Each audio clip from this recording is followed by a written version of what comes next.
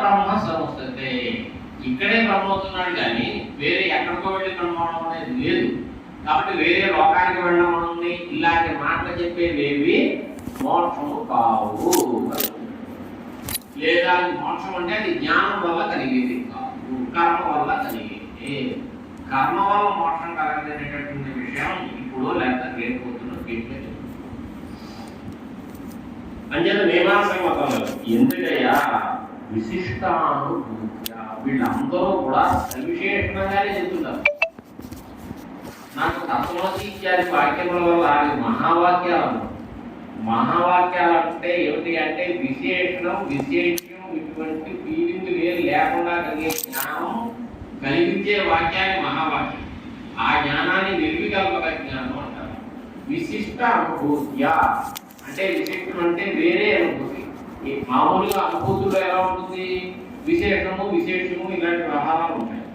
వాటికంటే భిన్నంగా అంటే నిర్వికల్పకమైనటువంటి అనుభూతి వల్ల నాకు విశుద్ధాత్మకత్వం వస్తుంది.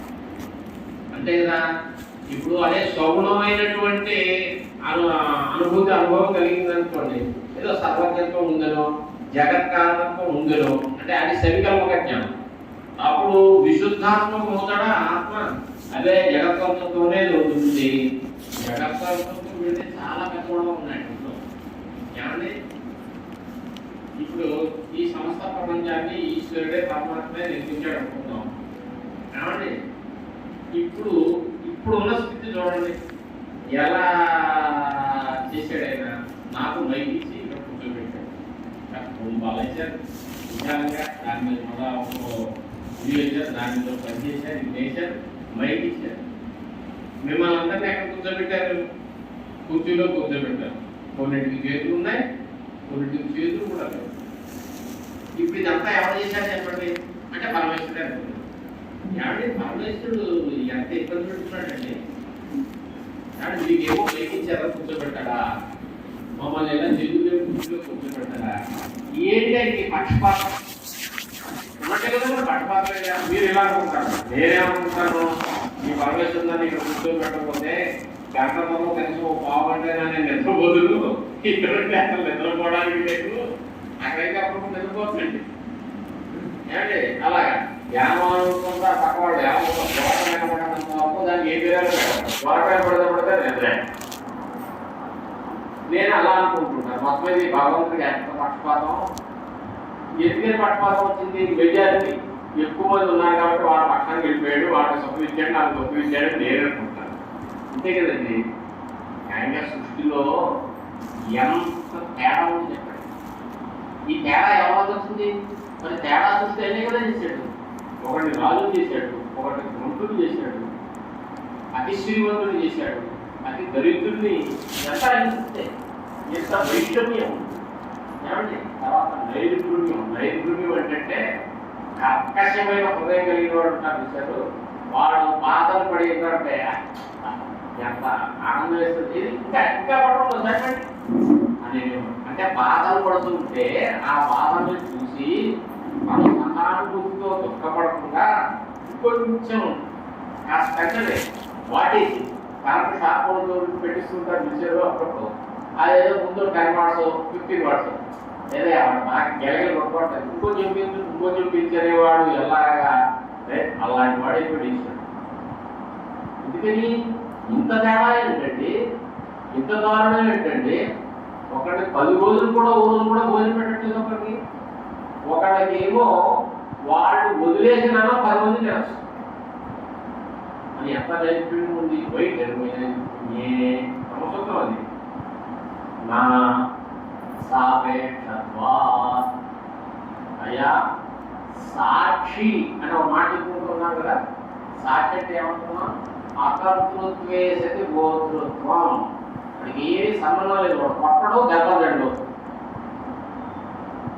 దెబ్బలు తింటే బాధితుడు, కొడితే ముద్దాయి. ఇందులో ఎవరో ఇద్దరు సాక్షి ఎవరు మూడోవాడిని తీసుకురానే చెప్తాను కదా. వాడు చూశాడు, వాడు చేయకుండా ఇక్కడే ఉంది, లేవలేదు, చేయలేస్తే వీడు సాక్షి గుర్తుపెట్టుకోండి. అలాంటి ఆయనే మరి ఎందుకు చేశాడు ఇలా అంటే సాపేక్ష కర్మ సాపేక్ష. ఆయన ఈ సృష్టి అంతా కూడా సృజ్యమాన ప్రాణి కర్మ సహాయేన అని చెప్పారు. అంటే ఆ సృష్టిలో సృజింపబడేటటువంటి ప్రాణులు ఎవరైతే ఉన్నారో వాళ్ళు చేసుకున్నటువంటి కర్మలు సహాయంగా తీసుకుని ఆయన సృష్టి చేశాడు, కానీ ఆయన స్వతంత్రంగా సృష్టి చెయ్యలేదు. అంచేత మన కర్మలను బట్టి ఇలా చేయాల్సి వచ్చింది. నన్ను ఎలా కూర్చోబెట్టాడు, మిమ్మల్ని హాయిగా ఎప్పుడైనా ఒక 5 నిమిషాలు తీసుకునే అవకాశం.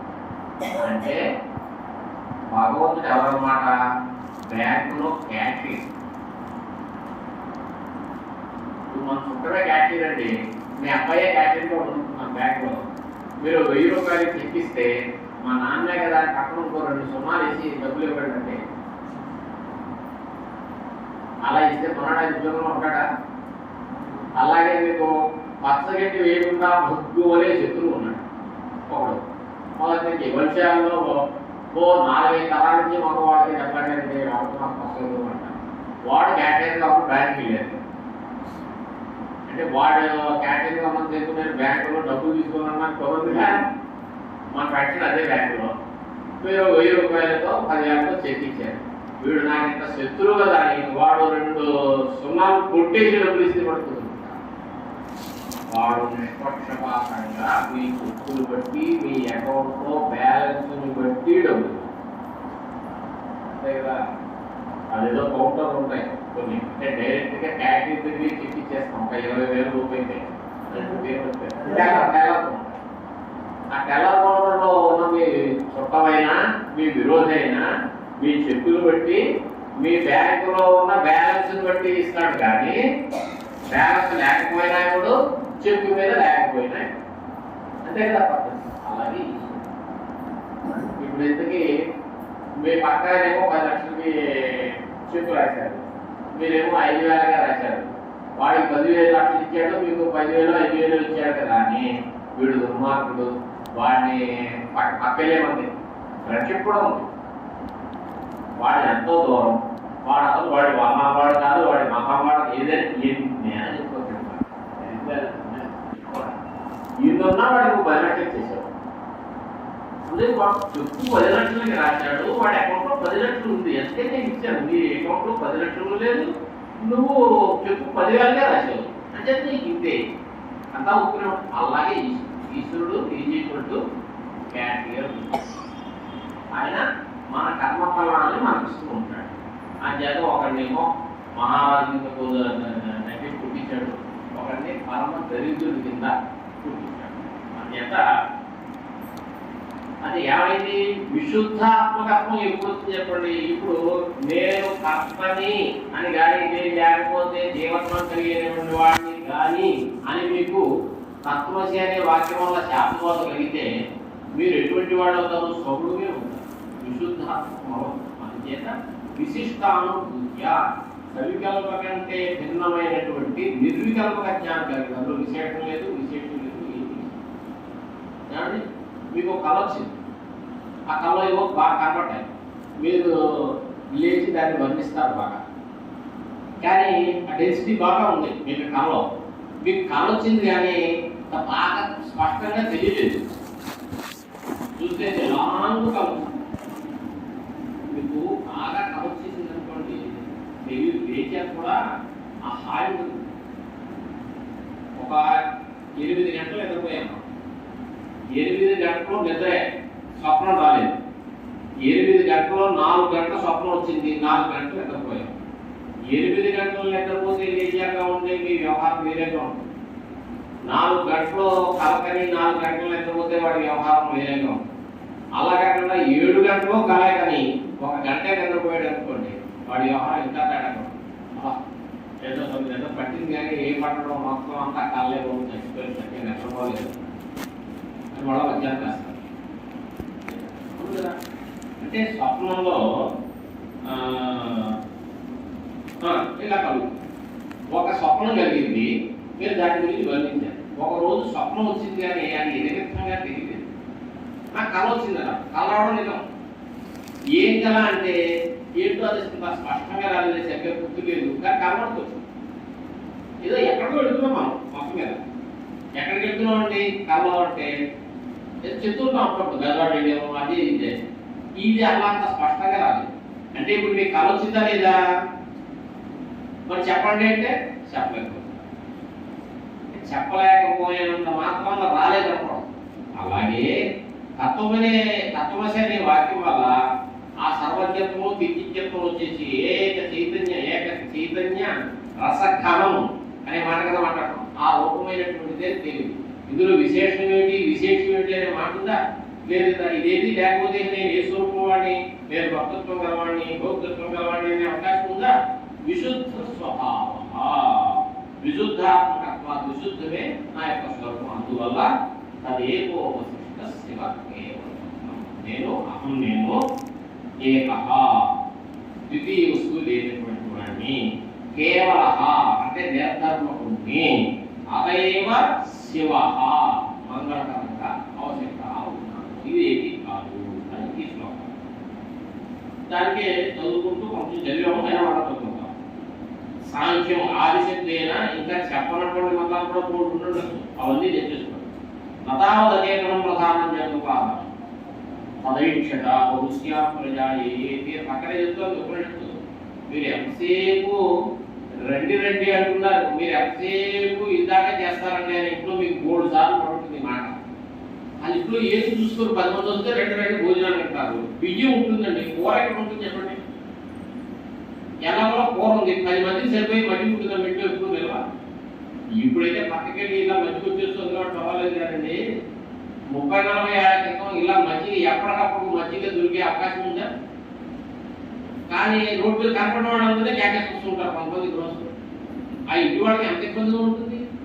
భోజనం పెట్టేదా మజ్జిగ పోయినప్పుడు వీడు భోజనం పెట్టాడు కానీ వీటిలో అప్పుడు మజ్జిగ పోయలేదు అన్నపైన. మజ్జిగ పోయడానికి మజ్జిగ తయారు చేయాలి కదా, వంట వండినట్టు ఆ టైం మీరే ఇచ్చారు. గ్యాస్ పొయ్యి మీద అన్నం తయారవుతుంది కానీ మజ్జిగ అలా తయారవుతుందా? అందుచేత ఇలాగే మీకు కావాల్సిన వాక్యాన్ని ఇంకో మొక్క చూసుకుంటున్నారు శృతుల్లో. ఆ మొత్తం చూడండి. సదేవ సౌమ్యమగా ఆశీర్ మా ప్రధానం తత్వరూపం కాబట్టి ప్రధానమే. దాని పక్కన ఏముంది? తదైక్షత బహుశ్యామ ప్రజా ఏది ఎక్కడ కుదురుతుంది ప్రధానానికి? అచేతనమైన జడానికి. తదైక్షత బహుశ్యామ ప్రజా ఏక్షణపూర్వక సృష్టి ఉంది. ఏక్షణపూర్వక సృష్టి కలుగుతుంది. అది జడానికి ఎలా కుదురుతుందని నేను పైగా అనే నీవేన ఆత్మనానుప్రవిశ్య నామరూపే వ్యాకరవాణి అని చెప్తాను. ఆ జగత్త ఈ హిరణ్యగర్భుడనేటటువంటి జీవుడు ద్వారా నేను ప్రవేశించి ఈ జీవుడిలో అనే ఆత్మన ఆయనే నాకు స్వరూపం. మనకి పరమాత్మ కాదు, పరమాత్మకి మనము స్వరూపం. అదేమైతే ఏమైందండి? ఈ సృష్టి చేస్తాను. జీవుడికి ఆత్మ అవుతుందా? ప్రకృతికి జీవుడు ఆత్మ అవుతాడు. ఏమి కుదరదుగా? అది జడం, ఇది జాతం. ఈ రెండింటికి పరస్పర కుదరనే కుదరదు. ఇది వ్యపదేశ. అంచేత తర్వాత వేదాంతంలో అతి ముఖ్యమైనటువంటి విషయం ఏంటి అంటే అద్వైతం.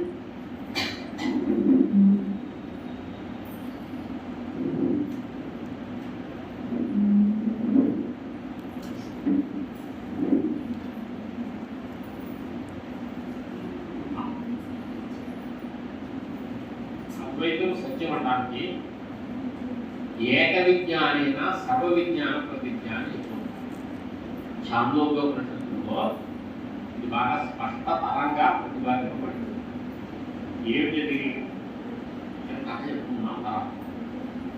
శ్వేతకేతుడు పిల్లాడు, వాళ్ళ నాన్నగారు ఉన్నాడు. మామూలుగా ఆ కాలంలో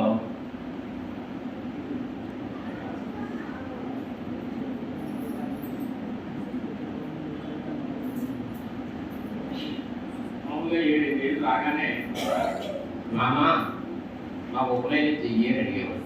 ఉపనయనం అంటే మన ఇంట్లో గంజ వేయడం కాదు. ఈ దగ్గర ఏం చేస్తున్నాం? ఉపానయనం. గురోహో ఉపానయనం. గురువు గారికి సమీపానికి పంపడం అంటే గురుకులానికి పంపడమే. అక్కడ గురువు గారు ఏదో చేసుకునేవాడు. ఈ దానం బదులు అది అయ్యే ఈయన సమర్థుడైనా గంటి దగ్గర దాని తక్కువ మంది చదివేవాడు. నేను ఇంటి నుంచి ఆయనకి 12 ఏళ్ళు వచ్చాయి. మంచి చాలా చేశాడు. మంచి మంచి అర్థం చేస్తున్నాడంటే అర్థం తెలుసండి, మంచి తెలివి కూడా. ఓ 3 ఏళ్ల పిల్లాడు మీరు మూల కూర్చోమంటే 3 గంటలు కూడా కదలకుండా 3 గంటలు మూల కూర్చున్నాడు. ఏం చెప్తే అది విన్నాడంటే వాడిని డాక్టర్ చూపించాలి, గుర్తుపెట్టుకోండి. వాడు అమలు చేయకపోతే వాడు సొంత పొరం పని చేయకపోతే ఇంకేమిటంటే వాడు డాక్టర్ మీకు ఏం చేస్తారు? వాడు బాగా అమలు చేస్తున్నాడు అంటే చాలా తెలియదు. చూసి రోజు క్యాకెట్ అడిగాడు, ఎలా 12 వచ్చేసి ఇప్పుడు దాకా అలాగే నువ్వు బ్రహ్మబంధు అయిపోతావా అని అడిగాడు. బ్రహ్మబంధు అంటే ఏంటి అంటే చదువులు అంటే బ్రాహ్మణ గారి స్వయం బ్రాహ్మణుడు కాకుండా బ్రాహ్మణుల్ని అత్త అమ్మ కేకేసేవాడు ఉంటాడు చూసారు, వాడు బ్రహ్మబంధు. అంటే మన పక్కన వాళ్ళు మన ఆంటీ అంటూ ఉంటారు, వాళ్ళు బ్రాహ్మణ కాకపోవచ్చు, అలాంటి వాడు అయిపోతావా అని అడిగాడు. చేతులు నేను బ్రాహ్మణుని, నువ్వు నన్ను నాన్నని కేకేస్తావు, అలాగే మీ మావయ్యాన్ని కేకేస్తావు, మేమంతా బ్రాహ్మణుగా చదువుతున్నావు, నువ్వు చదువుకోలేదు కదా, చదువుకోకపోతే బ్రాహ్మణుడికి నువ్వు బ్రహ్మబంధువు అయిపోతావా అని అడిగాడు. సరే నాన్నగారు గురువులా పంపించాను. వాడు వెళ్ళిపోయాడు. చాలా తెలియని వాడు ముందే చెప్పాడు. వాడు 12 ఏళ్ళు 12 వర్షం విద్య మొత్తం ఫస్ట్ ఇయర్ నుంచి 7వ ఏడాది వాడికి 12వ ఏడాది వాడికి చదువులో తేడా తరగతి అర్థం చేసుకోవడం. ఇదే వేదాంత ఉపన్యాసం మీరు మీ బ్యాంకులో ఏదో ఉద్యోగం మొదలెట్టినప్పుడు వింటే కదా మీకు అర్థం కాదు. చేతను ఇప్పటికీ విషయాన్ని వివేచన చేసే శక్తి వస్తుంది. ఆ విని ఎన్నిసార్లు ఇది పైగా ఏవో వ్యవహారం నడిపిస్తున్నాం కదా లోకంలో, అప్పటికది ఏం లేదు. అప్పుడు కంటే ఇప్పుడు బాగా అర్థం అవుతుంది, గుర్తుపెట్టుకోండి. కానీ ఇప్పుడు రాదు, అర్థమవుతుంది కానీ దీన్ని బట్టి పట్టడం కానీ ఏదైనా చదువుకున్నామంటే ఇంకేం కాదు. చిన్న వయసులోనే వస్తుంది. చిన్న వయసులో బాగా అర్థం కాదు, పెద్ద వయసులో రోడ్డు కాదు. కానీ అంచేత వాడు 12 ఏళ్ళకి ఇంకా చదివి వయసేది. వాడు చదివి మొత్తం 12 ఏళ్ళు వాడే గురుకులం ఫస్ట్. ఇంటికి వచ్చాడు, గురువుగారు చెప్పాడు అబ్బాయి చదివిపోయింది. ఇంటికి వచ్చాడు, వచ్చి మరి 12 మెడలు ఉన్నాయి దగ్గర. ప్రతి ఏడాది 3 మెడలు వచ్చింది కదా. 12 మెడలు ఉన్నవాడు పక్కన వాళ్ళు అవి మాట్లాడతారండి. వాడు కొమ్ములు వచ్చి 2 కొమ్ములు వాడు ఎప్పటితోటి మాట్లాడటం మానేసి భక్తుతో చదివించాము, వీడు చదువు పేరుతో ఉండొచ్చు, వీడు చెడిపోతున్నాడు. ఎందుకంటే అహంకారం మొదలైందంటే చెప్పాను కదా, అది బాగా అంటే కాచి పట్టిన మెట్టులో పై పెట్టు అంతే. జాతం మొదటే మళ్ళీ కాగి తెస్తుంది. అందుకని వీళ్ళు బాగు చేయాలని, ఎలా నాయన నువ్వు అలా స్వచ్ఛగా ఉన్నావు, నువ్వు ఆ విషయానికి తెలిసేసుకున్నావా, వీళ్ళందరికీ తెలియని విషయాలు అని అడిగాను. ఏ విషయం నాన్నగారు అంటే పక్కవాడి దగ్గర సత్తుగా ఉంటాడు కానీ నాన్నగారి దగ్గర ఉంటాడుగా. అంటే ఏ విషయం తెలిస్తే అన్నీ తెలుస్తాయో ఏదైనా సర్వం విధానాన్ని అది నువ్వు తెలుసుకున్నావా. కెమిస్ట్రీ చదువుకుంటే కెమిస్ట్రీ తెలుస్తుంది, ఫిజిక్స్ చదువుకుంటే ఫిజిక్స్ తెలుస్తుంది, ఇంకోటి చదువుకుంటే ఇంకోటి తెలుస్తుంది. అంతేగాని ఒకటి తెలుసుకుంటే అన్నీ తెలియడం ఏమిటి, చాలా ఆశ్చర్యంగా ఉంది అని చాలా తెలియనివాడు కదా. అదే నాకు తెలియలేదు నాన్నగారు, మళ్ళా మా గురుగారిని అడిగొస్తాను ఆయన ఏం చెప్పండి సార్ పెట్టి గురుగారి దగ్గర చదువుకురా అని మళ్ళా పంపించేస్తే మళ్ళా గురుకుల వాస క్లేశం ఉంది. గురుకులంలో అంటే ఇంట్లో ఉన్నట్టు వ్యవహారం అట్లే ఇల్లు. అందుకని ఏం చేశాడు తెలియగా, నేను చాలా మా గురువుగారు సేవించాను, ఇందులో ఏమి సందేహం లేదు. ఆయన అందుకే హృదయం విప్పి నాకు అన్ని పాఠం చెప్పాను.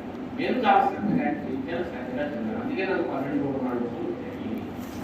ఈ విషయం మా గురువుగారికి తెలిస్తే నాకు చెప్పండి ఎవరైనా అని చేత నువ్వు చెప్పు అడిగాడు.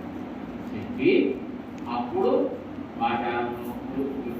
అందుకే సత్యం ఈ ఉదాహరణను చెప్పి ఈ సమస్త ప్రపంచము సద్రూపమైనటువంటి పరమాత్మలోకి పుట్టింది, మళ్ళా పరమాత్మలో నైవేద్యం కాబట్టి ఇదంతా పరమాత్మ రూపమే, అది సద్రూపము, అదే నువ్వు అయి ఉన్నావు తత్వమసి. అంతే కదా. ఉదాహరణ చూడండి, మనకి మట్టి తెలిస్తే మట్టికి కారణమైనటువంటి అన్ని తెలిసినట్ట తెలియనట్ట అని చూస్తే, అంటే అందులో మట్టితనాన్ని మనం గ్రహిస్తాం. అయితే ఒకప్పుడు ఏదైనా ఆకారం, కొత్త ఆకారం ఉంది, దాని పేరు మీకు తెలియకపోవచ్చు. అంత మాత్రం చేసి మీకు తెలియని అద్భుతమైనటువంటి ఆకాశంలో చూసుకోవాలా, ఇదంతా మామూలు బట్టి అంటే మామూలు మీరు ఏదో కొంచెం తేడాగా చేశాడంటే అంటారా. కానీ ఏక విజ్ఞానం అంటే కారణమే జ్ఞాతేసతి, కారణం కనుక తెలిసినప్పుడు కార్యం అంతా తెలుస్తుంది అనేది ఏక విజ్ఞానైన సర్వవిజ్ఞానం. ఇది మీకు ఈ సమస్త ప్రపంచానికి కారణం ఎవరన్నారు? బ్రహ్మ. ఆ బ్రహ్మ కనుక తెలిస్తే ఈ సమస్త ప్రపంచం తెలిసిందండి. ఇలా కాక సాంఖ్య సిద్ధాంతమే కరెక్ట్ అనుకుంటే ఈ జగత్తుకి కారణం ఏమిటనుకున్నాము మీరు? ప్రకృతి. ప్రకృతి తెలిస్తే మొత్తం ప్రపంచం తెలియదు, సర్వజ్ఞానం. ప్రకృతి జడం, జీవుడు తెలుసా? ప్రకృతి జడమైన ప్రకృతి తెలిస్తే చేతనమైన జీవుడు ఎలా తెలుస్తాడు? కాబట్టి జీవుడు మినహా జడం అంతా తెలవచ్చు. అంటే ఆ ఉపనిషత్తు అలా చెప్పిందా? ఏక విజ్ఞానైనా సర్వ విజ్ఞానం ఉందా? ఏక విజ్ఞానైనా జీవభిన్న జడ సర్వ విజ్ఞానం ఉందా? అనలేదే. ఏక విజ్ఞానైనా జీవుడి కంటే భిన్నమైనటువంటి సమస్త జడము తెలుస్తుందని ఏం చెప్పలేదు అందులో.